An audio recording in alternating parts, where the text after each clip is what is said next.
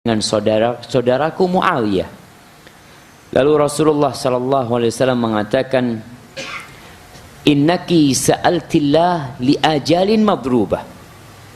Engkau memohon kepada Allah untuk ajal, untuk ketentuan yang sudah ditetapkan. Wa atharin mautu'ah, untuk bekas-bekas yang sudah ditetapkan. Wa arzaqin maksumah, untuk rizki yang sudah dibagi. La yu'ajjilu syai'an minha qabla hilli. Allah Azza wa Jalla tidak akan menyegerakan waktunya kecuali sudah datang waktunya. Nggak mungkin orang umurnya 60 tahun mati 50 tahun. Nggak mungkin. Ya jelas yang umurnya 60 tahun bakal mati ketika umurnya 60 tahun. Dan tidak mungkin yang sudah ketetapannya 10 tahun akan mati umur 40 tahun. Maka kita bisa mendapatkan ada orang yang masih diharapkan panjang umurnya. Orang tuanya sudah mempersiapkan tabungan untuk dia kuliah. Ibunya sudah mempersiapkan mahar untuk pernikahan dia. Tapi dia tidak pernah sampai ke sana. Udah selesai waktunya. Ada yang cuma umurnya 10 tahun dalam kehidupan dunia ini. Maka Nabi SAW mengatakan kepada Ummu Habibah, Allah tidak akan menyegerakan sesuatu sebelum waktunya. Kemudian la yu'akhiru syai'an ba'da hilli, dan tidak akan diundur kalau sudah datang waktunya. Walau sa'altillah, andai kata engkau memohon kepada Allah, ayyu'afiyaki min adzabin finnar wa adzabin fil qabr, lakana khairan laki. Kalau doamu itu isinya minta, ya Allah selamatkan hamba dari azab neraka, selamatkan hamba dari azab kubur, itu lebih baik.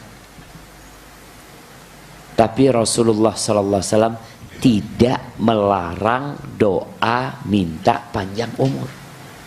Hanya beliau mengarahkan. Apa buktinya doa panjang umur boleh? Hadis yang kita baca, coba dibaca lagi hadis Ummu Sulaim.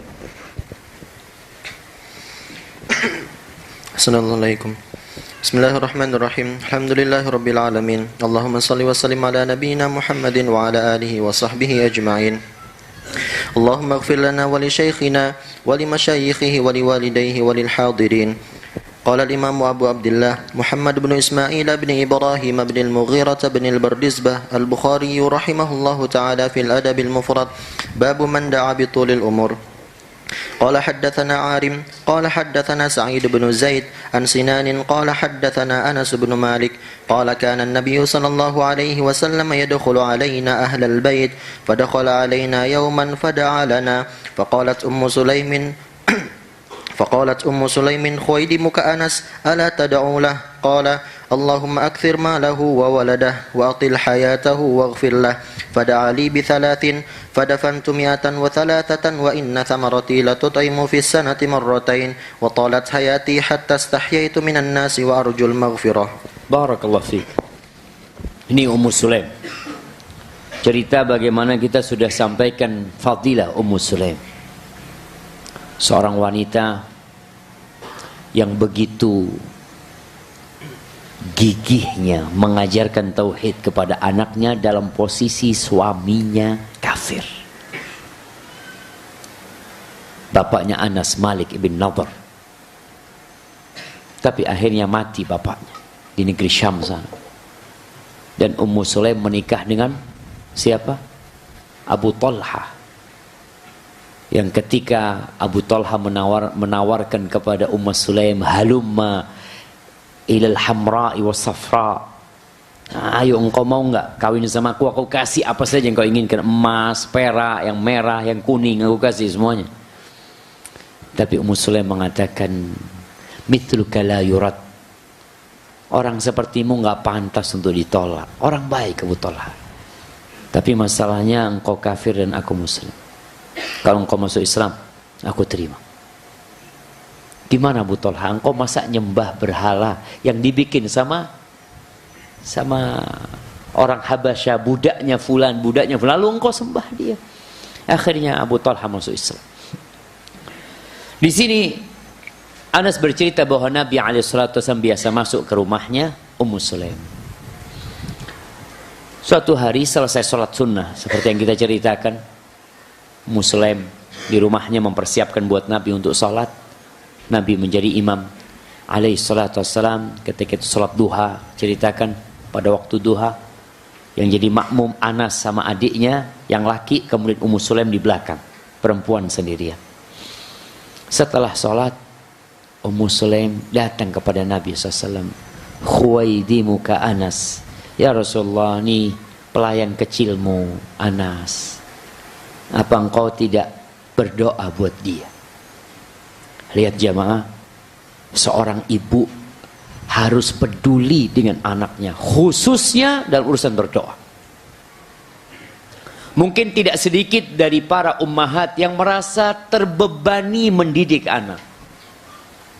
Suaminya mungkin bekerja dari pagi sampai sore, jarang pulang ke rumah, pulang udah capek, udah lelah, sehingga dia sendiri yang fokus mendidik anak. Terkadang dia merasa tidak mampu. Kalau nggak mampu, kita semua nggak mampu tanpa pertolongan Allah Azza wa Jalla.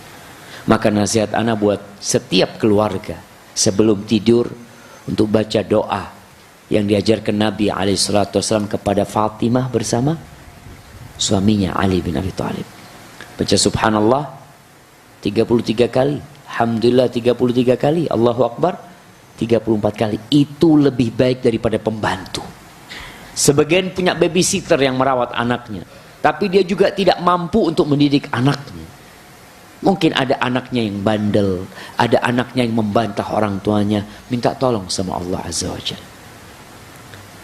Ingat bagaimana Sa'id bin Musayyab ketika dia mengatakan kepada putranya, la azidanna fi salati min ajli, aku akan menambah salatku agar Allah menjagamu anakku. Sampai seperti itu seorang ayah. Dan ibu pun berusaha. Nih bapaknya mati, Anas bin Malik. Maka dia datang kepada Nabi SAW mengatakan, pelayan kecilmu ya Rasulullah, apa engkau tidak mendoakan buat dia? Ala tad'u lahu. Bahasanya indah sekali. Artinya jamaah, kita juga perlu belajar komunikasi. Kenapa ada fakultas komunikasi? Padahal kita lahir langsung bisa berkomunikasi. Kita ngobrol sama teman kita. Antum pernah ngelihat anak umur 4 tahun kumpul sama yang seumuran dia? Ngobrol sana, cerita si anak-anak, ya Allah, mereka ya. Allah allamal bayan. Allah yang mengajarkan itu kepada dia. Tapi kita juga perlu belajar berkomunikasi yang baik. Agar dakwah ini bisa diterima. Mungkin sebagian orang berpikiran, pokoknya saya sampaikan. Mau nerima, mau nolak, nggak ada urusan. Nabi ajak berdakwah ditolak sama kaumnya, apalagi anak. Subhanallah. Nah, tapi Nabi SAW berusaha untuk berkomunikasi dengan cara yang baik. Jadi kalau antum anak mau ngasih orang tua, ada bahasanya sendiri. Mau ngasih tahu kakak, bahasanya berbeda. Ngasih tahu adik juga caranya berbeda. Ini Ummu Sulaim yang Anas menjadi pembantu di rumah Nabi SAW, beliau mengatakan, pelayan kecilmu Rasulullah, apakah engkau tidak mendoakan dia? Tidak mengatakan Rasulullah doakan budak kecilmu. Enggak. Dia minta. Lalu apa yang dilakukan Rasul SAW? Beliau berdoa. Ini isi doanya, Allahumma akthir malahu. Ya Allah, banyakin hartanya. Jadi minta banyak harta itu boleh, asalkan berkah. Maka di sini Rasul sallallahu alaihi wasallam di akhir doa setelah mengatakan Allahumma akthir malahu, ya Allah banyakin harta dia, wa waladahu, dan banyakin anaknya, wa atil hayatahu, dan panjangkan hidupnya. Ini doa semua ditutup oleh Rasulullah SAW, waghfir lahu, dan ampuni buat dia. Sehingga kalau banyak harta, banyak anak, panjang umur nggak diampuni, apa manfaatnya? Maka di sini diperbolehkan minta panjang umur, tapi dengan catatan. Catatannya apa? Panjang umur untuk selalu beramal soleh. Panjang umur untuk diampuni oleh Allah Subhanahu wa ta'ala. Maka kita katakan mamanya ada orang sakit, kita doakan mudah-mudahan panjang umur, husnul khatimah. Artinya kita minta dia panjang umur tapi akhirnya baik. Bukan hanya panjang umur kemudian penuh dengan kemaksiatan. Maka di sini Rasulullah SAW mendoakan Anas yang pertama, banyakin hartanya. Jadi antum minta banyak harta nggak apa-apa, asalkan berkah. Jadi banyak harta yang berkah. Anak ingin Ustaz jadi orang terkaya di Jember, supaya anak bisa bebaskan tanah-tanah buat STDI ini. Masya Allah. Kita aminkan nggak jamaah? Amin. Anak ingin Ustaz jadi orang paling kaya di Jember, supaya bisa gaya Ustaz. Kalau gitu jangan. Karena sebagian orang, kita udah bahas tuh, kalau orang bekerja cari harta, kemudian tujuannya untuk berbangga diri, bangga dengan mobilnya, bangga dengan motornya, pamer dengan rumahnya. Apa kata Nabi SAW? Fahuwa fi sabili syaitan. Maka dia di jalan setan. Maka hendaklah ketika seorang minta banyak harta, tapi dalam ketaatan kepada Allah Subhanahu wa ta'ala. Niatkan jamaah. Jadi ini hadis menjelaskan bahwasanya kaya itu nggak apa-apa. Apa sebagian orang mengatakan anak kayaknya cukup loh Ustaz, rumah minimalis. Antum kalau rumah minimalis gimana mau banyak anaknya? Mau dimasukin kemana anak? Makanya mau tidak mau ini konsekuensinya jemaah. Minta harta, minta banyak anak. Sebagian orang Masya Allah hartanya jangan ditanya. Anak masuk rumahnya Allahu Akbar. Hampir 1 hektar rumahnya jemaah. Kamarnya banyak. Anaknya berapa? 4. Oh. Buat apa harta banyak kalau anaknya 4? Jangan banyak-banyak hartanya. Bikin rumah Masya Allah kamarnya ada 20. Anaknya cuma 4. Kalau bisa seperti Anas. Nanti kita lihat bagaimana jumlah anaknya Anas dan jumlah hartanya. Wa'atil hayatahu, dan panjangin hidupnya, waghfir lahu. Ingat semua ini dalam maghfirah Allah Subhanahu wa ta'ala. Artinya banyaknya harta juga untuk ampunan. Banyaknya anak juga untuk ampunan. Karena kita tahu tatkala orang meninggal dunia, putus amalannya. Apa yang akan terus bersambung ketika dia mati? Ilmu yang bermanfaat. Dan antum melihat hari ini kita mengkaji hadis Anas bin Malik radhiyallahu taala. Anas sudah meninggal dunia 1400 tahun yang lalu, dan hari ini Anas tetap mewariskan ilmu buat kita jemaah. Gimana pahalanya Anas? Termasuk salah satu sahabat yang paling banyak meriwayatkan hadis. Dia dapat tuh yang namanya ilmu bermanfaat. Yang kedua, sedekah jariyah. Anas Masya Allah, ketika dia didoakan sama Nabi SAW, Anas cerita, aku tuh gak punya apa-apa, gak punya emas, gak punya perak, kecuali punya cincin. Das. Dia jadi orang kaya, yang ahli sedekah, yang ahli berbagi. Kemudian dia meninggal dunia. Subhanallah. Berapa anaknya Anas bin Malik radhiyallahu ta'ala anhu. Jamaah, dikatakan kalau bicara hidupnya Anas bin Malik ini, ada yang mengatakan umurnya sampai 107. Nabi cuma 63. Anas 107. Ada riwayat yang paling sedikit, umurnya Anas tuh paling pendek, mengatakan 99 tahun, 100 kurang 1 tahun. Itu Anas seperti itu. Ini bicara umurnya. Dan Anas mengatakan bagaimana dia panjang umur dan anaknya nggak panjang umur. Anas mengatakan fada'ali bi thalathin fadafantu mi'atan wa thalatha. Aku memakamkan dalam kehidupanku semasa aku hidup itu 103 anak. Dikatakan anak sama cucunya lah. Ada yang mengatakan seperti itu. Tapi bayangin, ini bapaknya, kakeknya hidup yang sudah dimakamkan oleh dia 103 anak. Ada sebuah pepatah, bukan pepatah, kata-kata mutiara yang mengatakan, man sa'alallaha tulal umr falyasbir ala firakil ahbab.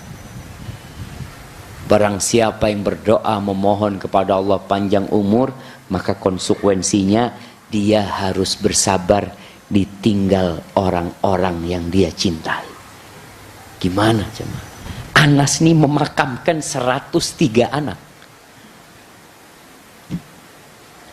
Karena memang kejadian ada taun, ada wabah, seperti wabah lepra, ya, yang kukunya apa? Lepas itu lepra. Itu terjadi di Syam, taun Amwas. Di situ Anas memakamkan dalam sehari kadang-kala puluhan yang dia makamkan dari anak keturunan. Dan dia masih hidup. Anak-anaknya mati. Kadang-kala orang ini kalau panjang umur, teman sebaiknya sudah hilang.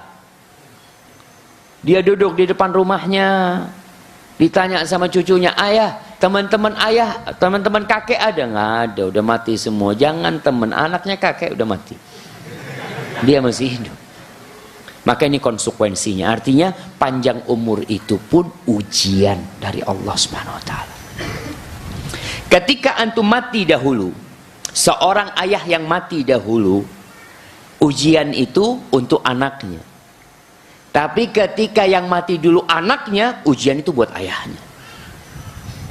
Maka antum bisa lihat bagaimana Rasulullah SAW diuji jemaah. Semua anaknya mati di masa hidup Nabi SAW kecuali satu, Fatimah. Bagaimana sedihnya seorang ayah, mati lagi anaknya, mati lagi anaknya, mati lagi anak. Dan Fatimah dikasih ujian yang besar. Ayahnya meninggal dalam masa hidup dia. Sehingga dikatakan semua anak Nabi itu pahalanya ada di Nabi Muhammad SAW. Kecuali Fatimah. Fatimah itu pahala kesabaran dia ditinggal Nabi ada di timbangan kebaikan dia. Haibatifillah, di sini disebutkan kejadian taun itu pada tahun 96 Hijriah, di mana pada 3 hari jemaah yang mati dari umat Islam di sana kira-kira 70.000 dalam 3 hari. Dan disebutkan mati anaknya Anas pada waktu kejadian itu 80 orang anak. Allahu Akbar jemaah. Sampai ada orang yang mati satu rumah meninggal semuanya. Sampai bingung, mau memakamkan sampai bingung mereka pada waktu itu jemaah. Bahkan orang yang memakamkan juga takut. Karena penyakit wabahnya ini nular jemaah. Ada yang meninggal dikatakan bahwasanya satu keluarga mati semuanya, udah rumahnya dikuburkan buat mereka semua jemaah di sana jemaah. Sak rumah-rumahnya menjadi kuburan buat mereka. Kemudian Anas mengatakan wa inna thamrati la tut'im fis sana marratan. Buahnya Anas itu setahun berbuah 2 kali. Antum lihat, kalau buah mangga itu seharusnya setahun berapa kali berbuah? Sekali lah. Duren sekali. Nih Anas buahnya 2 kali setahun. Karena doa Rasulullah sallallahu alaihi wasallam. Kemudian wa talat hayati hatta istahyaitu minan nas. Dan hidupku panjang sampai aku malu sama orang. Malu. Ini orang, kita tahu sifat malu udah kita bahas. Sebuah sifat yang mulia. Ini orang hidup taat sama Allah Subhanahu wa taala, sebagai guru mengajarkan ilmu kepada umat manusia, dia malu dengan panjang umurnya. Bagaimana dengan sebagian manusia hidup penuh dengan dosa dan nggak punya rasa malu? Kita lihat maksiat lagi. Kapan malunya? Padahal orang kalau sudah umur 40 tahun itu seharusnya berada di persimpangan jalan, udah mikir dia, sampai kapan aku seperti ini? Kemudian Anas mengatakan wa arjul maghfirah, dan aku memohon kepada Allah ampunan.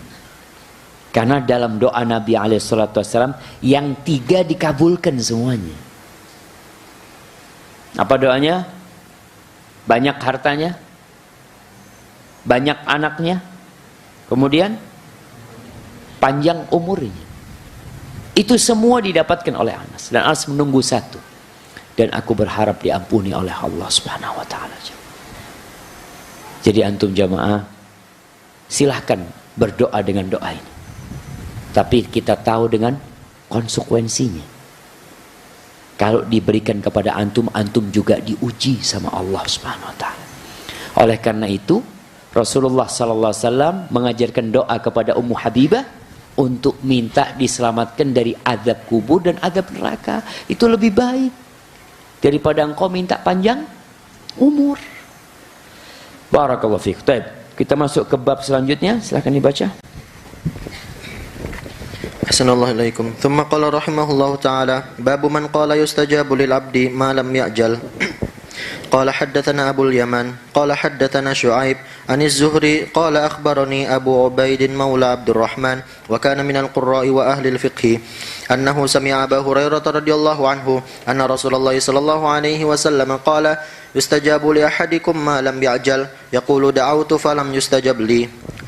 قال حدثنا عبد الله قال حدثنا معاوية أن ربيعة بن يزيد حدثه عن أبي إدريس عن أبي هريرة رضي الله عنه عن النبي صلى الله عليه وسلم قال يستجاب لأحدكم ما لم يدع بإثم أو قطيعة رحم أو يستعجل فيقول دعوت فلا أرى يستجيب لي فيدع الدعاء. Barakallahu fiik. Ini bab tentang sabda Nabi sallallahu alaihi wasallam, dikabulkan doa hamba selama tidak tergesa-gesa. Selama tidak tergesa-gesa, tidak terburu-buru. Di sini kita harus memahami ayat-ayat Allah yang mengatakan ud'uni astajib lakum, berdoalah kepadaku pasti aku kabulkan. Ternyata Allah kabulkan dengan syarat. Seperti ya kalau kita bicara kampus STDI, siapa yang daftar ke STDI pasti diterima. Pasti diterima. Tapi ada persyaratannya, lolos ujian. Kalau nggak lulus ujian ya nggak diterima. Tapi kita fair, akan diterima. Makanya kadang-kala kalau antum mengajukan sesuatu, memang kita mengajukan sumbangan lah, atau mengajukan izin sebuah perusahaan, kita udah masukkan ditolak. Kenapa? Katanya diterima perizinan semuanya. Iya, ada persyaratan yang kurang lengkap. Antum lengkapin. Nggak ada fotokopi KTP-nya. Oh siap, Anda lengkapin. Masukin fotokopi KTP, selesai diterima. Jadi Allah Azza wa Jalla akan mengabulkan doa hambanya. Itu pasti. Karena Allah tidak pernah ingkar janji. Tapi kita juga harus tahu diri. Apa syaratnya? Nih salah satunya, nggak boleh tergesa-gesa kalau minta. Antum kalau minta, datang orang minta sama ana jadwal. Ustaz kapan Ustaz ngisi kajian tempat ana Ustaz? Ya insyaallah lah, nanti ana lihat. Datang lagi, Ustaz kapan Ustaz? Ana udah bertahun-tahun minta mau Ustaz nggak dikasih-kasih. Ya udah, ana nggak datang udah ke tempat antum. Supaya antum nggak minta-minta terus. Tapi orang harus sabar, nggak boleh tergesa-gesa. Antum lihat berapa tahun Nabi Zakaria berdoa minta anak. Sampai hampir 100 tahun, dikatakan umur beliau 100 tahun. Beliau mengatakan, walam akun bidu'aika rabbi syaqiya. Ya Allah, aku nggak pernah merasa sengsara berdoa kepadamu ya Allah. Kalau beliau itu menikah umur 30 tahun, 70 tahun berdoa minta anak. Nggak tergesa-gesa. Baru berdoa 2 tahun nggak dikasih anak. Ya Allah Ustaz, anak ini udah 2 tahun berdoa Ustaz, sholat malam, sholat duha, apalagi sodako, puasa sunnah, belum dikabulkan Ustaz. Nah ini ternyata masalahnya, nggak bakal dikabulin. Syaratnya nggak boleh tergesa-gesa. Namanya orang minta, ya kudu sabar. Udah minta marah-marah lagi jemaah, jangan. Antum lihat Nabi Ibrahim, wallahi Nabi Ibrahim jamaah. Kurang apa nih Nabi Ibrahim? Khalilur Rahman. berdoa mengatakan Rabbi habli minas salihin, Rabbi habli minas salihin. Bertahun-tahun dikatakan beliau punya anak Ismail 80 atau 90 tahun. Dan itu orang-orang musyrikin mengatakan, engkau nggak bisa punya anak gara-gara engkau tidak nyembah berhala ini, kualat kau. Sampai seperti itu kaumnya mengatakan, jamaah. Tapi beliau bersabar, nggak tergesa-gesa, nggak mengatakan ya Allah udah 30 tahun berdoa ya Allah, nggak ada. Gimana dengan kita nih, 5 tahun menikah nggak punya anak, sudah mengatakan anak udah 5 tahun menikah, subhanallah. Ada yang punya anak umur 65 tahun, perempuan. Jadi antum jangan putus asa. Dia udah berpikir ya Allah kayaknya anak mau ngerawat anaknya orang aja Ustaz. Jangan putus asa. Ngelihat bini anak udah 60 tahun Ustaz, anak 63, mungkin nggak punya anak? Mungkin nggak jemaah? Mungkin. Yang jadi masalah nih orang pas istrinya umur 45 tahun udah nggak doa lagi. Kata dokter udah nggak bisa punya anak 45 tahun Ustaz. Udah berat Ustaz. Ya Allah. Allah tuh kalau mau kasih tinggal katakan kun. Kemana Allah subhanahu wa ta'ala jamaah. Tatkala kita ini tergesa-gesa berdoa dan putus asa akhirnya. Maka di hadis Abu Hurairah sini Rasulullah sallallahu alaihi wasallam mengatakan yustajabu li ahadikum ma lam ya'jal. Akan dikabulkan doa kalian selama enggak tergesa-gesa. Yaqulu da'autu falam yustajab li. Dia mengatakan saya sudah berdoa tapi enggak dikabulkan. Nih. Bentuk tergesa-gesa itu mengatakan itu jangan. Nggak dikabulkan, padahal bakal dikabulkan sama Allah Subhanahu wa taala. Cuma jawaban dari doa itu kalau yang memenuhi syarat jemaah. Pertama, doa ini sendiri ibadah. Doa itu ibadah. Ada ketika antum berdoa sehari 1 jam, berarti antum telah beribadah kepada Allah selama 1 jam, memohon kepada Allah Subhanahu wa taala. Ada orang sholat duha 1 jam, antum berdoa 1 jam, sama-sama nih. Bahkan yang lebih dicintai Allah adalah doa. Subhanallah. Ad-du'a hul ibadah. Itu ibadah. Maka tatkala antum berdoa pasti dikabulkan sama Allah Subhanahu wa taala. Kalau tidak ditulis pahala. Kalau tidak yang antum minta dikasih. Minta anak dikasih anak Allah. Kalau enggak, antum akan mendapatkan hasil doa antum di mana? Di padang mahsyar nanti, ditimbang di sana. Antum lihat, ya Allah banyak banget nih. Anak kayaknya nggak pernah beramal banyak ini. Itu doa-doamu yang Allah tabung lalu Allah simpan di hari akhir. Mana yang lebih baik jamaah? Yang kita minta kita dapatkan di sini. Karena konsekuensinya, kalau sesuatu yang kita minta kita dapatkan di dunia ini, berarti balasannya udah dapat nih. Kalau antum minta 10, dikasih 7, sisa 3, tuh untuk antum di akhirat. Kalau antum minta 7, dikasih 1, berarti ada lebih banyak yang disisakan buat antum di akhirat sana. Makanya nggak ada ruginya doa. Perbanyak doa. Jangan tergesa-gesa mengatakan aku sudah berdoa tapi belum dikabulkan. Biasanya orang kalau kayak gini ada perasaan nggak enak sama Allah. Kenapa ya padahal ana sudah ya kurang apa ya Allah. Ana sudah umroh berulang kali, ana doanya di multazam. Bahkan ana khususkan waktu untuk berdoa minta anak, tapi kok nggak dikasih-kasih. Tunggu. Terus berapa lama nunggunya Ustaz? Berapa lama jamaah? Sampai mati. Jangan berhenti antum doa minta anak tuh. Rabbi habli minas salihin. Sebagai sebuah ibadah antum kepada Allah. Ustaz, ana sudah tua Ustaz. Terus doa. Sampai antum sakit-sakitan, Rabbi habli minas salihin. Ya Allah, anak kayaknya kurang tahu diri. Masa udah sakit-sakitan minta anak. Tuh Nabi Ibrahim istrinya mandul jemaah. Nggak bisa punya anak. Mandul memang, nggak bisa punya anak. Apa kata Allah? Fa aslahna lahu zaujah. Kami perbaiki istrinya. Bisa punya anak. Selama masih ada suaminya insya Allah bisa punya anak. Yang nggak punya suami bisa punya anak. Maryam binti Imran. Gimana dia bisa punya anak? Masuk akal kita? Nggak masuk akal. Bisa dikasih anak, apalagi yang sebabnya udah jelas. Kalau antum nggak nikah, Masya Allah, ya Allah, Rabbi habli minas solihin. Iya Ustaz, kan bisa Ustaz, Allah kasih. Iya, tapi kan ada sebabnya. Allah mengatakan ada orang yang berlebih-lebihan berdoa. Ada air, ya Allah, kasih aku air, ya Allah, kasih. Ada air di sini. Antum tinggal ambil, bismillah, minum. Memang ada yang berlebih-lebihan jamaah. Apa ya? Janganlah. Ketika antum bisa ada air, ya Allah, aku ingin minum es. Ya sudah, ada orang jual es sana ke sana. Dan antum punya uang seperti itu. Jadi ada hal-hal jamaah yang kita sebabnya harus kita lewatin. Seperti tadi yang mau nikah, yang kepingin punya anak, ya nikah lah.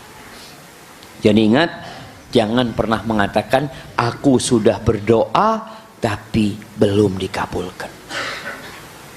Terus gimana? Ya berhenti antum ngomong kayak gitu, terus berdoa. Kemudian di sini di hadis Abu Hurairah juga dari Nabi SAW, beliau mengatakan yustajabu li ahadikum ma lam yad'u bi ithmin aw qati'atir rahim. Lihat nih, ada syarat lainnya. Agar doa antum dikabulkan, akan dikabulkan doa hamba selama dia tidak berdoa meminta dosa. Artinya isi doanya dosa. Seperti apa? Dosa jamaah. Ya Allah, mudah-mudahan nih motornya fulan hilang, ya Allah. Antum urusan apa motornya fulan hilang? Karena antum hasad. Iya, supaya sama lah Ustaz. Dulu kita ini bareng-bareng Ustaz, sama-sama nggak punya motor. Fulan punya motor duluan. Kita kan harusan Ustaz, apa namanya, solidaritas, sama-sama nggak punya motor. Astagfirullahaladzim. Seharusnya sama-sama punya motor. Jangan doanya dosa. Minta pahala. Minta pahala sama Allah Subhanahu wa taala. Artinya ketika antum isi doanya dosa, Allah nggak kabulkan. Kecuali yang kita bicarakan orang yang dizalimi. Dia bukan minta dosa, dia minta keadilan sama Allah Subhanahu wa taala. Maka boleh. Maka kalau isinya dosa, mamanya antum ingin menikahi fulana. Fulana ini masih punya suami Ustaz. Apa boleh anda doakan mati suaminya Ustaz? Wallahi jamaah, ada orang-orang yang na'udzubillah dosa. Antum saudara antum, alhamdulillah cari perempuan lain gitu loh. Perkara nanti fulan mati antum mau ambil jandanya, tafadhol. Tapi kalau antum doa keburukan buat dia, sedangkan dia tidak melakukan kezaliman, nggak boleh antum. Maka bisa balik keburukan itu sama antum sendiri nantinya. Karena ingat, malaikat ada yang mengaminkan, semoga engkau dapat seperti itu. Mau antum dapat seperti itu? Ya Allah, mudah-mudahan fulan mati ya Allah. Kata malaikat, amin, dan engkau juga mati. Apa gunanya jemaah? Maka hati-hati, doakan kebaikan. Karena di sini akan dikabulkan doa hamba selama isi doanya bukan dosa. Au qati'atir rahim, atau isi dosanya meminta diputuskan silaturahim.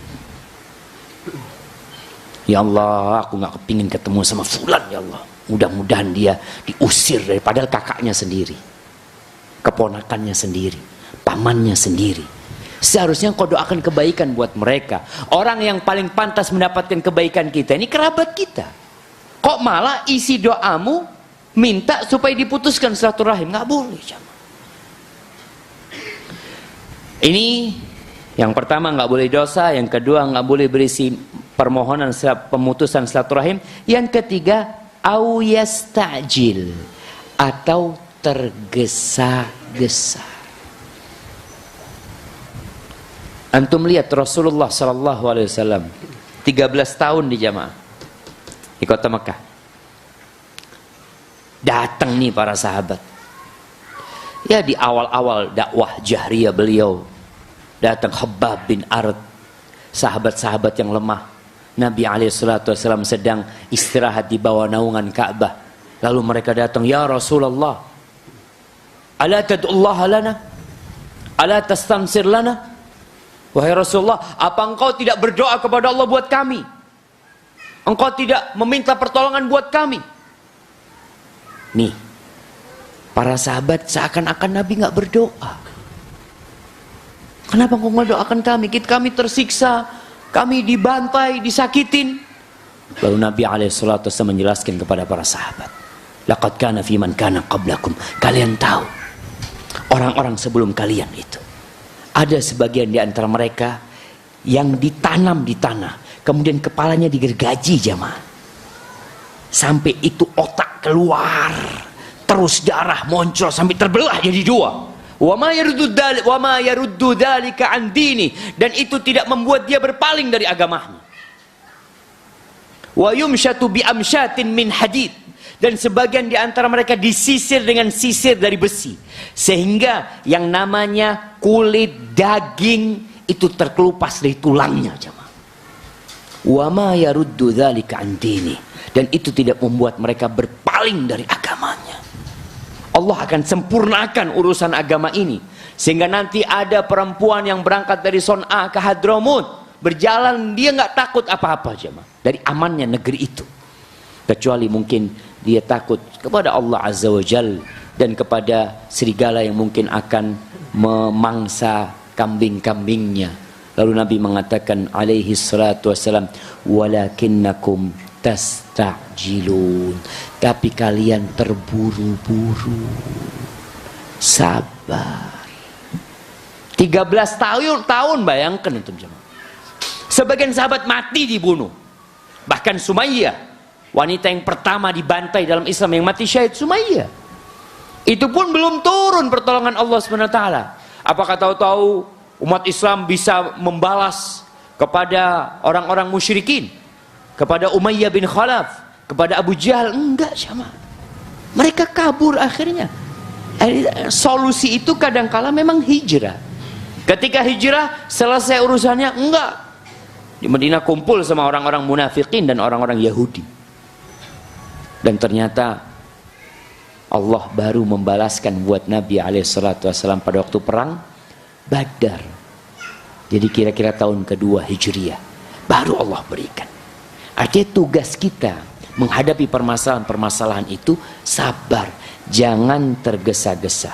Jangan mengatakan da'autu fala ara yastajibuli. Aku berdoa dan aku lihat kayaknya nggak dikabulkan. Orang kalau sudah mengatakan ini kira-kira terus berdoa apa berhenti dia berdoa jangan. Ya sudah, namanya nggak dikabulin, ada apa na doa? Jangan berhenti berdoa. Nabi Yakub, pernahkah Nabi Yakub putus asa untuk kembalinya Nabi Yusuf alaihissalam? Dikatakan 40 tahun tuh Nabi Yusuf dari bocah kecil balik sudah menjadi penguasa di Mesir sana jam. Yang balik bukan Nabi Yusuf alaihissalam, bajunya balik tuh bajunya Nabi Yusuf setelah 40 tahun, sampai buta, sampai nggak bisa ngelihat. Tapi beliau tidak berhenti berdoa memohon kepada Allah Azza wa Jalla. Jadi apapun masalah antum, pekerjaan, katakan Ustaz, anak ini udah cari kerjaan kok nggak dapat Ustaz ya, anak udah doa kok belum dikabulkan. Jangan pernah mengatakan itu ya. Jangan pernah mengatakan aku sudah berdoa tapi belum dikabulkan. Datang ke Ustadz, Ustadz kasih nasihat, doa, minta sama Allah, cari waktu mustajab. Anak sudah doa Ustadz, udah 2 tahun Ustadz. Anak katakan antum baru 2 tahun, tunggu sampai 70 tahun. Masa Ustadz 70 tahun Ustadz? Iya. Antum lihat nabi-nabi berdoa sampai tua renta terus berdoa, nggak berhenti berdoa. Masalahnya tuh mereka punya ilmu, mereka kenal sama Allah Azza wa Jal. Wallahi jamaah, orang yang kenal sama Allah dia yakin. Kita ini kadang-kala nggak punya keyakinan bahwa Allah akan kabulkan doa kita. Oleh karena itu Rasulullah SAW mengatakan ud'ullah wa antum muqinuna bil ijabah. Berdoalah kalian kepada Allah dalam kondisi yakin Allah akan kabulkan. Bagaimana menumbuhkan keyakinan itu? Belajar tentang Allah, baca tentang asma Allah al-husna. Antum kaji itu, ya Allah, Allah itu Rahman, Allah itu Rahim, Allah itu Qawi, Allah itu Matin. Antum jadi paham ya Allah. Kemudian antum baca bagaimana para nabi dalam doa-doa mereka, yang mereka berjuang bertahun-tahun Tapi terkadang diuji sama Allah dengan diakhirkan doanya. Jamaah, kalau dia berdoa 70 tahun baru dikabulkan pada waktu umurnya 90 tahun, sejak umur 20 tahun. Apakah 70 tahun ini nggak ada pahalanya buat dia? Full pahala semua.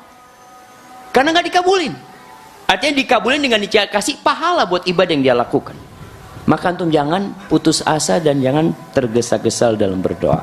Hadza wallahu a'lam. Mungkin azan. Fadhal jemaah.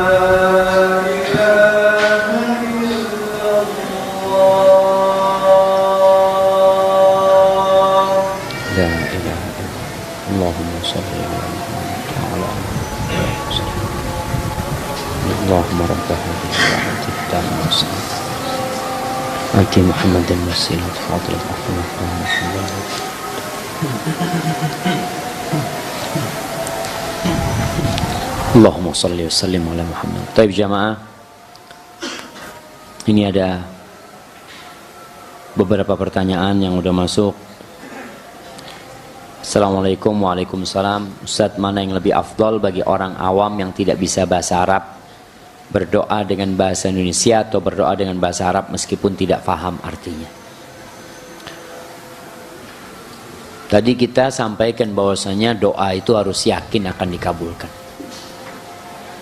Allah tidak mengabulkan doa dari hati yang lalai. Doa pakai bahasa Arab, ngerti artinya, kadang-kala lalai. Orang Arab juga kadang-kala berdoa lalai juga. Dia mengatakan Allahumma inni as'aluka ilman nafi'an wa rizqan thayyiban wa amalan mutaqabbala. Antum minta apa? Minta apa barusan ya? Kadang-kala lalai. Jadi kalau bicara doa pakai bahasa Indonesia boleh. Tapi tolong doa antum hendaknya mencontoh doa-doa Rasul SAW dalam bahasa Arab. Artinya Rasul SAW meminta hidayah. Minta hidayah. Ya Allah, aku minta hidayah. Ya Allah, aku minta bimbingan. Aku minta petunjuk. Aku minta ketakwaan. Ya Allah, aku minta kecukupan. Bantu hamba untuk bersyukur. Ya Allah. Soalnya kadang-kala orang doa bahasa Indonesia yang diminta cuma dunia aja. Dia cuma minta sehat, cuma minta urusan jodoh, anak. Maka tolong pelajarin doa-doa Rasulullah SAW, sehingga kalau antum bisa menghafalnya lebih baik sambil memahaminya. Kalau enggak ya baca bahasa Indonesia, baca artinya nggak apa-apa. Ustaz, apakah boleh menvariasi bacaan istiftah atau tahiyat antara sholat rawatib dan sholat wajib berbeda bacaannya? Jamaah, sunnah-sunnah yang memang beragam, maka kita dianjurkan untuk memakai semua zikir-zikir tersebut.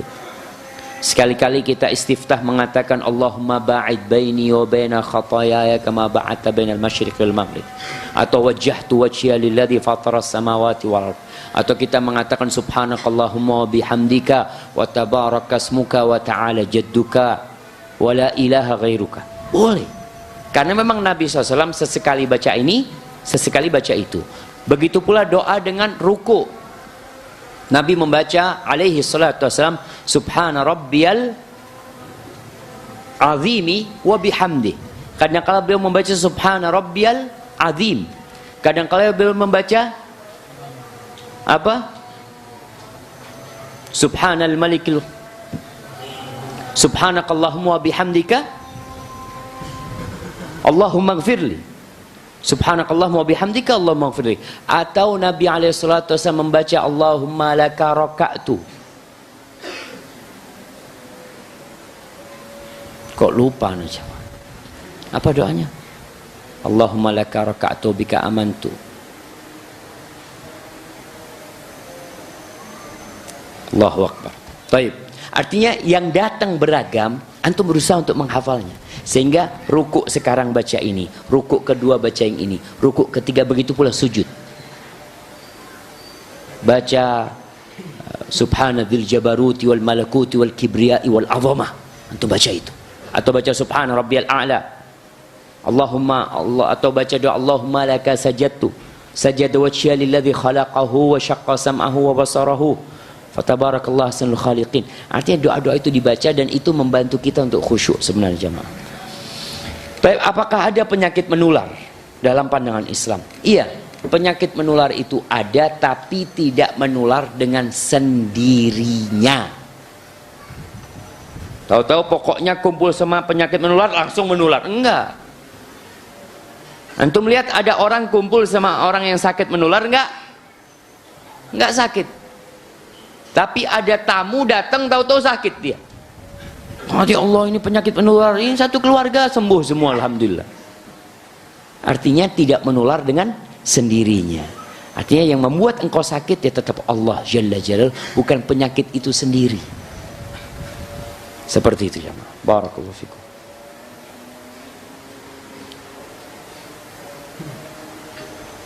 Apakah sah sholat, umroh, haji seorang ikhwan yang tanpa disadari mengeluarkan cairan kental dari kemaluannya tanpa disertai syahwat?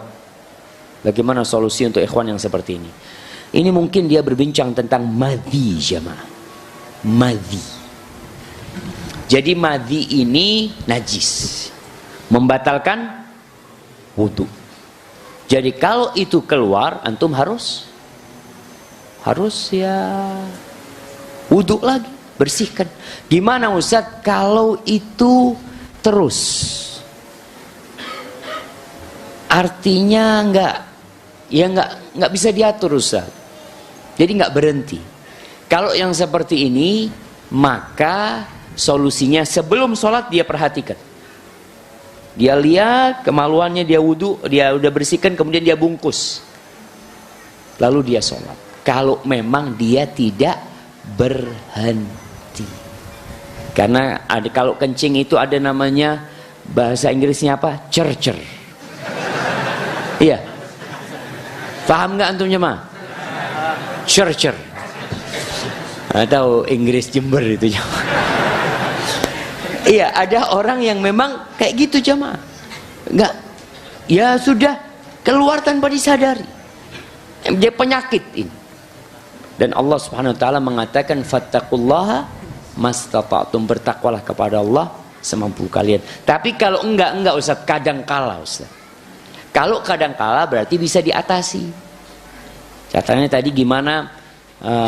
Ada sebagian ulama yang ngasih solusi. Kalau yang tadi cercer itu bahasa Indonesia apa jemaah? Apa? Anyang-anyang. Katanya kalau ketika membersihkan kemaluannya disiram pakai air dingin supaya dia nggak keluar gitu ya. Ada macam-macam lah. Mungkin bisa dikonsultasikan kepada dokter untuk masalah yang seperti ini. Kalau yang keluar madhi tadi, wallahu alam, kalau keluar terus, anda nggak tahu. Tapi ada orang yang madha memang. Seperti Ali bin Abi Thalib pernah tanya kepada Nabi SAW tentang madhi yang keluar. Kata Rasulullah SAW, ighsil dzakarak, cuci kemaluanmu, bersihkan, karena itu membatalkan wudhu.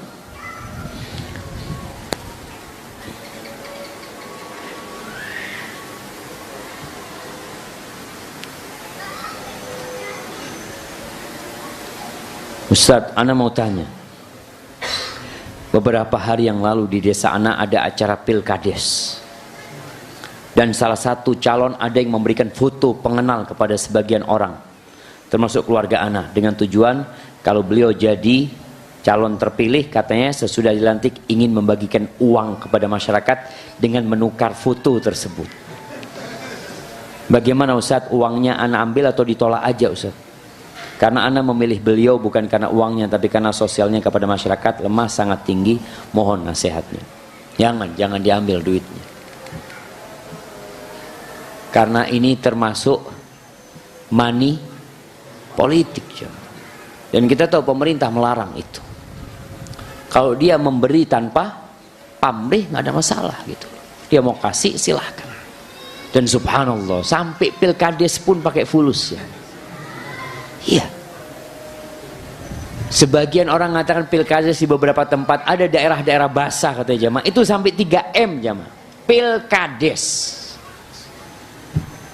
Kira-kira kalau jadi kepala desa, dia mau mengembalikan 3 miliar dari mana?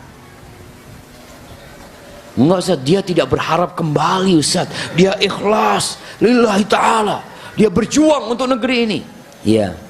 Nanti suatu saat yauma tublas sarair, ada hari semua yang rahasia akan ditampakkan. Ana sedih wallahi ketika di satu desa harus berantem gara-gara pemilihan kepala desa. Tujuannya apa sih? Tujuannya bagaimana desa itu makmur. Itu tujuannya. Tapi karena mereka berpikir keuntungan, jabatan, na'udzubillah min dzalik ya. Rasulullah sallallahu alaihi wasallam mengatakan tentang jabatan ini jamaah kepemimpinan, beliau mengatakan bi'sati ni'matil murdiah wa bi'satil fatimah. Dia itu sebaik-baiknya ibu yang menyusui, seburuk-buruknya ibu yang menyapih anaknya. Wa satakunu nadama yaumal qiyamah, dan akan jadi penyesalan pada hari kiamat. Semoga Allah selalu menjaga Ustaz sekolah dan kita semua. Ustaz, bagaimana cara ana menjadi istri dan ibu yang baik? Sementara ana ini tabiatnya keras dan mudah sekali lelah dan marah. Syukran, barakallahu fikum. Jamaah rahimakumullah. Manusia itu dilahirkan membawa tabiat yang macam-macam. Seperti tanah. Adam itu diciptakan dari semua tanah yang ada di muka bumi ini. Dari genggaman tanah dari semua muka bumi ini. Makanya kata Rasul sallallahu alaihi wasallam, minhumus sahl, ada yang mudah urusannya orang itu, seperti tanah. Sebagian tanah itu digali, Masya Allah langsung keluar air. Ada sebagian tanah antum gali 25 meter nggak ada airnya. Ada tanah yang keras, manusia pun ada yang keras. Kemudian kalau bicara warnanya, antum lihat kenapa kita yang ada di masjid ini warnanya beda-beda. Antum lihat sebelah antum, bandingkan kulit antum sama dia, kok lain ya? Nah, padahal bapak kita satu, ibu kita satu, Adam dan Hawa. Dari mana penyebab perbedaan itu? Dari Adam. Nabi Adam ini diciptakan dari tanah tadi, yang tanahnya macam-macam. Makanya ada yang keluar hitam. Kok hitam keluar seperti itu? Ya memang tanahnya ada yang hitam, ada yang merah, ada yang putih, ada yang kuning, ada yang coklat. Tadi ada yang pemarah, karakternya pun ikut karakter tanah. Namun seperti apapun kerasnya tanah itu masih bisa dilunakkan. Antum lihat kadangkala orang ketika ingin menggali tanah yang keras, disiramin air dulu jemaah. Kasih air. Setelah empuk baru digali. Begitu pula anti sekarang. Kalau anti merasa ana punya karakter buruk, Ustaz, ana suka marah, suka lelah, dan gimana mau jadi istri yang baik? Suami pulang dari kerja capek, istri capek ngurusin anak. Mau tidak mau suami datang ingin dilayani.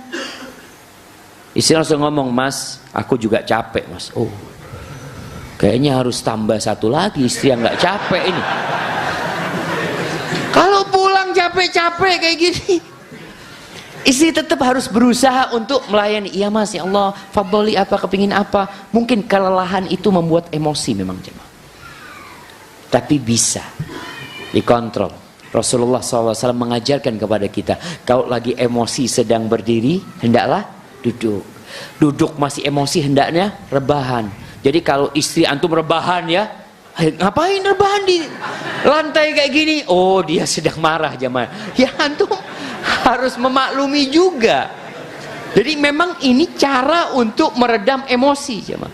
Kemudian Nabi SAW mengatakan, "Idza ghadiba ahadukum falyaskut." Kalau marah hendaklah diam. Karena kalau nggak diam akan kemana-mana amarahnya. Maka istri berusaha untuk membiasakan diri, menahan diri. Hanya butuh pembiasaan. Ada perempuan yang Masya Allah, ketika marah keluar tuh kebun binatang. Dirubah sekarang. Ketika marah keluar doa. Mana ceritanya? Barakallahu fiik. Sambil marah gitu kan, barakallahu fiik sambil marah. Nggak apa-apa, tapi keluar doa aja mah. Lama-kelamaan nanti intonasinya tambah lembut, tambah lembut. Barakallahu fiik. Sambil ngos-ngosan dia. Butuh latihan. Jadi intinya seorang wanita tetap harus membiasakan diri. Jangan pernah menyerah dengan karakter. Mengatakan saya ini tabiatnya seperti ini. Ini orang nggak akan berubah sudah. Tapi ketika dia yakin dengan sabda Nabi SAW, innamal ilmu bitta'allum wa innamal hilmu bittahallum. Sesungguhnya ilmu itu dengan belajar, dan kesabaran, ketabahan itu dengan melatih diri untuk sabar. Jadi kita harus berusaha aja.